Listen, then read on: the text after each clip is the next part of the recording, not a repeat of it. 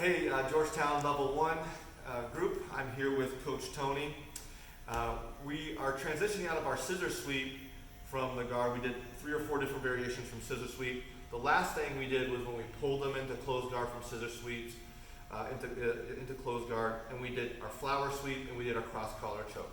So our new series is going to be understanding what closed guard is and some options from closed guard. Okay, so let me just explain how I like to play closed guard, and then we're going to get into 3 attacks. So this video may be a little bit longer, but it'll be good. So I'm going to have Tony in my closed guard. Okay. Whenever I'm in closed guard, one of the things I want to understand is I always want to dominate the middle. So what does that mean? I always want to dominate from his shoulders to my hip bones. So if my hands are on the outside, his are on the inside, I can never really get any attacks. So I always want to dominate the middle. So I'm going to start getting my grips and so on. So as long as my hands are on the inside of this box, okay, the inside of this box, then I'm good. So if he starts trying to put his hands inside, this could be a fun little drill. I bring my hands inside, you're pummeling, so on. So that's a good drill to start, just pummeling to understand that you want to dominate the middle. The next thing is, I really want my hips off the mat. I'm a little longer, so sometimes it's going to be a little bit harder for people with long legs, but I want my hips on the mat.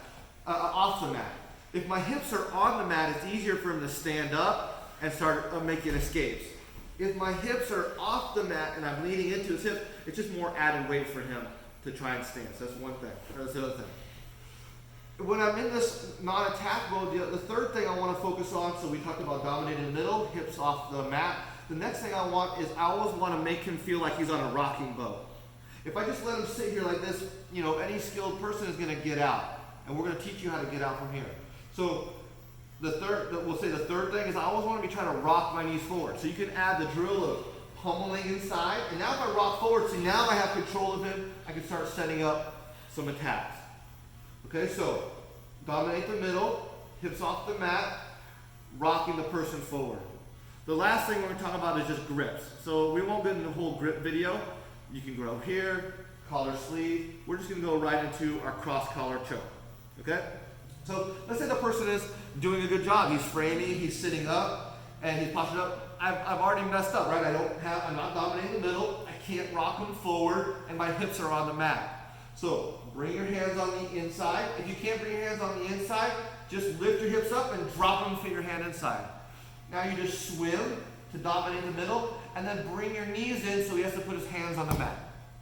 So again, I can't put him inside, just lift my hips up, drop and fit him in, and now hands on the mat. Now that I've dominated the middle, what I want us to do is palm facing you, grab all the way deep so you put your blade of your arm on the throat, not the cushion. So another way to think about it is I want to grab that tag behind his gi. If you can feel the tag, you're good to go.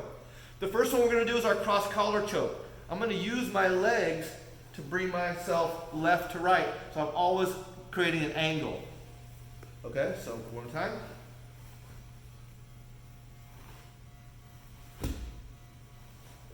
Okay, now I want to go on the other side, so I'm going to swivel my legs, grab this loose material, lock my elbows together, and if you've done this right, by the time you come back to the middle, they should be tapping. If they don't tap when you're in the middle, rock your knees forward, and we talked about this in the last video, elbows to the ground and bow your chest out. So, rock it forward, elbows to the ground, and then bow your chest out for the submission. But now we're going to go through a 3-sequence drill. So we know how to get here.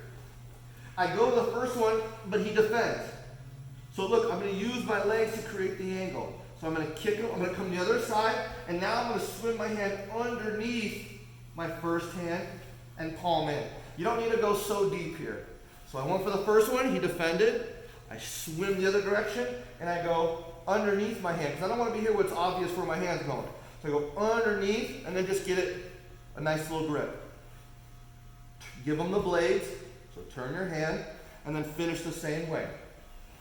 So here, look, give them the blades, and then finish the same way. Okay? So then I try again. So I go, he defends. Now I try the other one, he defends. Now I'm just going to go right away back to the first one. As fast as I can. Now, same thing. Close the guard, back in the middle, rock him forward, your submission. So one more time, one for the whole thing. So we know how to go. One, then he defends. I go this way. Two, I go again. Now I go right back to the first one. So we'll do all three. So one defense, two defense, back to the first one. And then back in the middle, rock the knees forward, and bring your elbows down while bowling your chest out. Okay? That'll be the start of our closed guard series with the cross collar choke.